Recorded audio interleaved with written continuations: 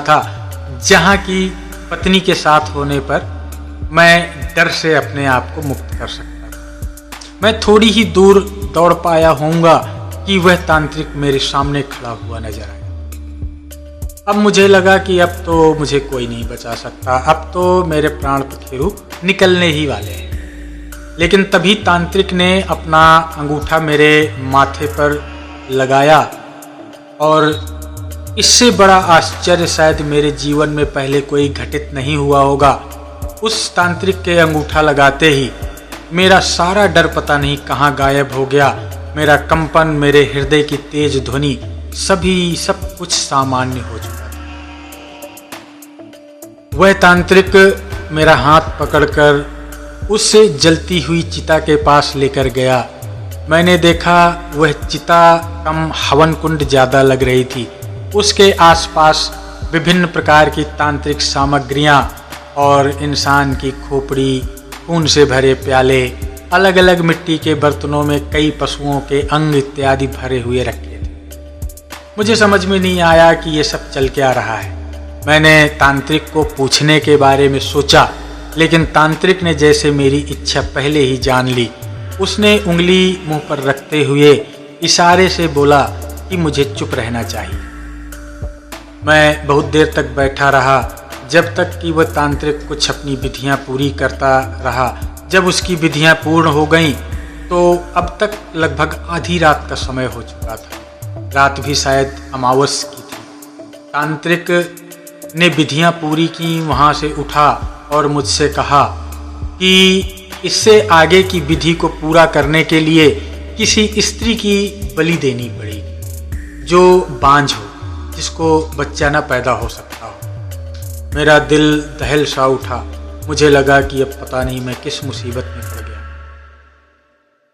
मेरी बीवी को बच्चा नहीं हुआ था और मेरी बीवी घर पर थी। मैं एक साधारण सा किसान था। ना कभी मेरा पत्नी का मुझसे झगड़ा होता था, ना वो कभी किसी चीज़ के लिए मुझे तंग करती थी।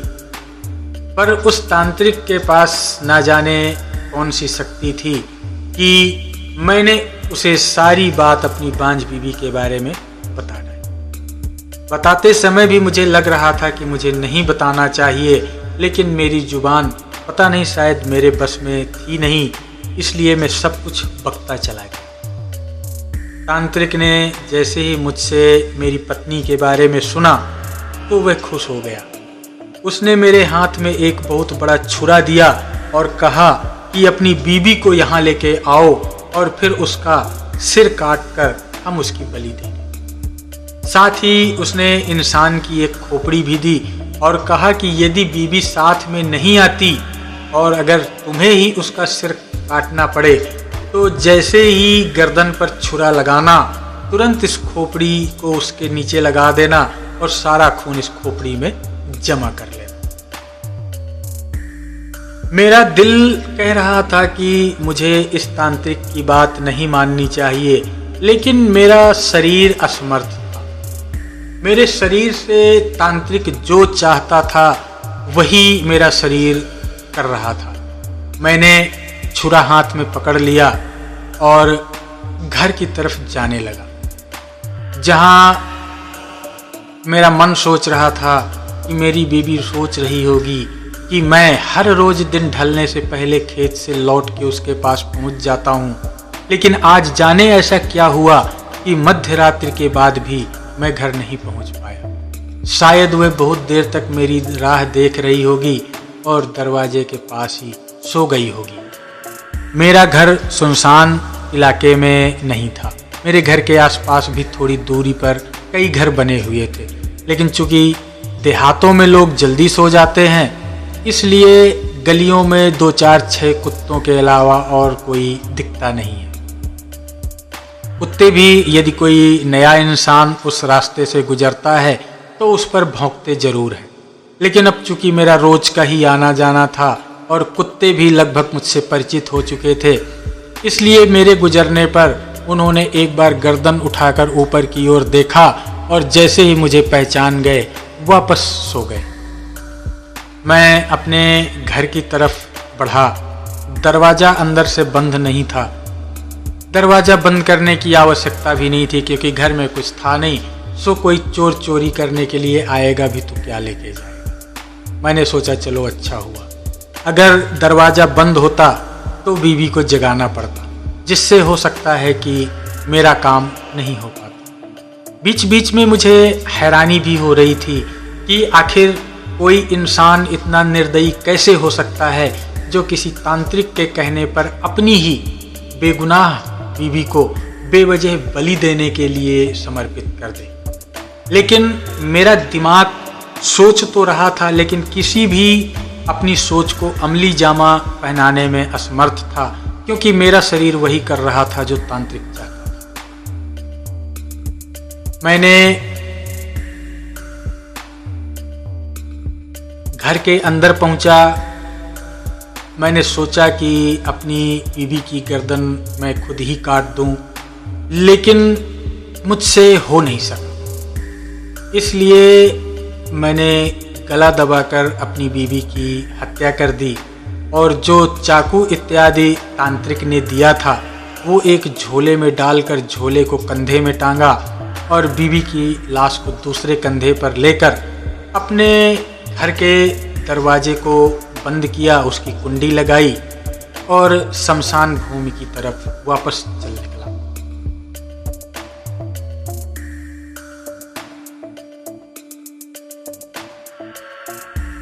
जब मैं शमशान भूमि में पहुंचा तो और अपनी बीवी की लाश को उस हवन कुंड के बगल में रख दिया और तांत्रिक को बोल दिया कि मैं अपनी बीवी को ले आया हूँ, लेकिन मैं उसकी गर्दन नहीं काट सका, इतनी क्षमता मुझ में नहीं थी। तो तांत्रिक ने बोला कि कोई बात नहीं, बाकी आगे का काम मैं कर लूँगा।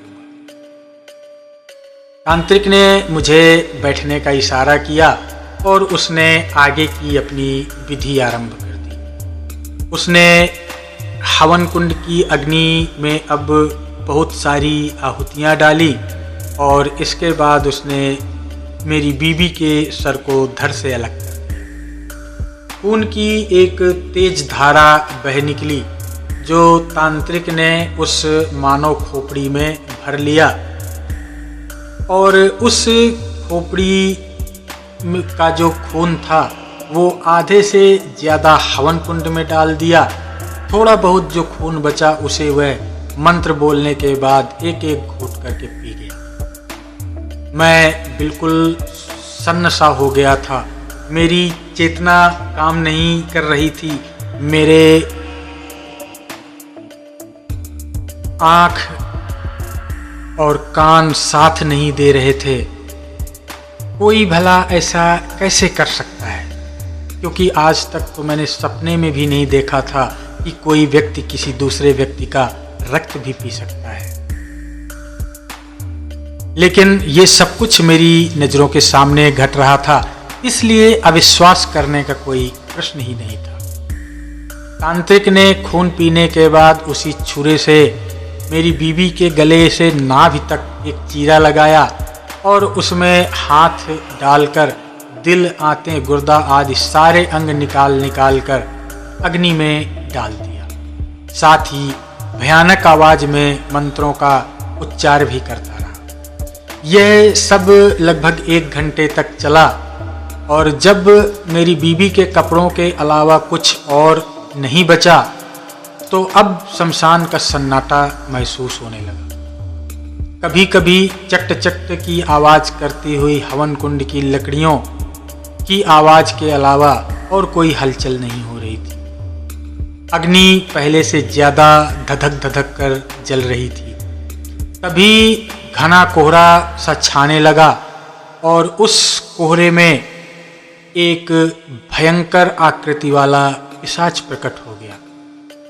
उसने तांत्रिक से कहा कि वह उसका कोई भी आदेश मानेगा और पूछा कि अभी उसे क्या करना है। तांत्रिक ने कहा कि फिलहाल अभी उसको कुछ नहीं करना है, लेकिन जब उसको वो तांत्रिक बुलाएगा तब उसे आना होगा। पिशाच ने ये बात मान ली और वचन देने के बाद उसी तरह उस कोहरे में गायब हो गया जैसे कि वह आया था। तांत्रिक ने अब मुझसे कहा कि अब यहाँ की साफ सफाई करके हमें तुरंत निकल जाना चाहिए, अन्यथा सूरज निकलने वाला है और यदि यहाँ हमें किसी ने देख लिया तो बहुत बड़ा हंगामा हो जाएगा। तांत्रिक ने अपना सारा सामान समेटा और मैंने तांत्रिक की आज्ञा के अनुसार वहाँ पर जो भी कपड़े वगैरह मेरी पत्नी के बचे थे वो सारे साफ करके आग में डाले और इस प्रकार से तांत्रिक और मैं दोनों शमशान के पीछे के रास्ते से बाहर निकल गए। मैं हालांकि डर से कांप रहा था और मुझे समझ में आ रहा था कि मेरे हाथ से कितना बड़ा गुनाह हुआ है, लेकिन अब शायद उस बारे में सोचने का कोई लाभ नहीं था और ना ही उस समय की उस ऐसी किसी चीज को वापस लाया जा सकता था। मैं तांत्रिक से पूछने लगा कि मेरे साथ उसने ऐसा क्यों किया, तो तांत्रिक ने जवाब दिया कि अगर मैं उसके साथ जाऊंगा तो वह मुझे सब कुछ बता देगा। वैसे भी अब वहाँ पर रहने के लिए मेरे पास कुछ था नहीं, ये सोचकर मैं उस तांत्रिक के साथ चल पड़ा। लगभग 4-5 दिन तक हम सफ़र करते रहे। बीच बीच में जो भी कुछ कहीं रुकते थे, जो भी कोई हल्का फुल्का खाना इत्यादि मिल जाता था वो खा लेते थे और इसके बाद फिर चलने लगते थे। आखिरकार चौथे दिन रात में हम लोग उस जगह, उस खंडहर में पहुँचे जो उस तांत्रिक का परमानेंट निवास स्थान था। मैंने वहाँ पर देखा तो वहाँ भी वैसी ही बहुत सारी अवघड़ या अघोर पंथ से संबंधित हवन इत्यादि की सामग्रियाँ और चीज़ें रखी हुई थी। फर्क यह था कि जब शमशान में मैंने वो सारी सामग्रियाँ देखी थी तब मैं उन सब का हिस्सा नहीं था, लेकिन अब न चाहते हुए भी वो सब मेरी जिंदगी का हिस्सा बन चुकी है। ये मेरे भविष्य का हिस्सा भी बनने वाली थी। हम दोनों बहुत थक चुके थे, इसलिए थकान दूर करने के लिए मैं और तांत्रिक हम दोनों सो गए। पता नहीं कितनी देर के बाद हमारी नींद खुली, लेकिन जब नींद खुली तब तक सूरज बिल्कुल बीचों बीच चमक रहा था, अर्थात दोपहर हो चुकी थी। तांत्रिक उठा और उसने मुझे भी जगाया। हम दोनों ने नदी पर जाकर स्नान इत्यादि किया। हम दोनों को बहुत भूख लगी थी, लेकिन खाने का कोई साधन नहीं था।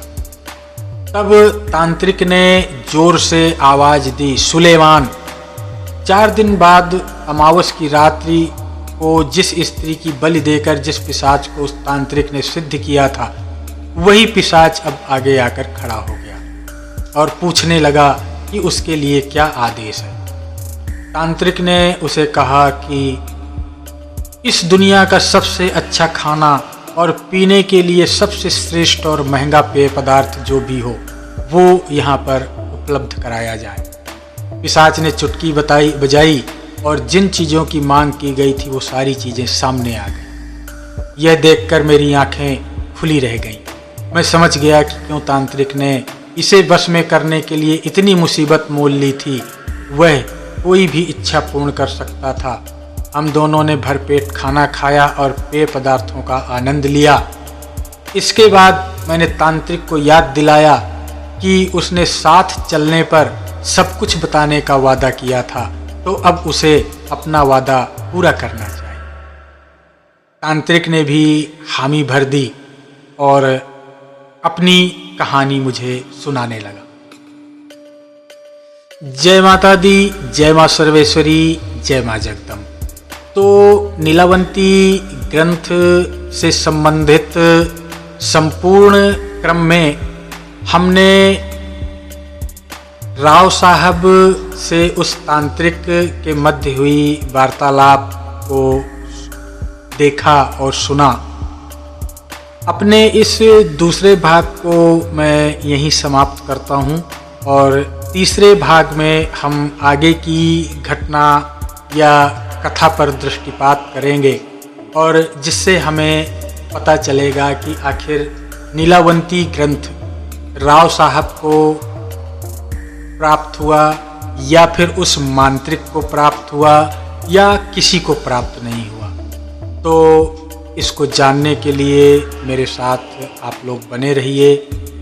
तो मिलते हैं अगले वीडियो में, तब तक के लिए जय माता दी, जय माँ सर्वेश्वरी, जय माँ जगदम्बा।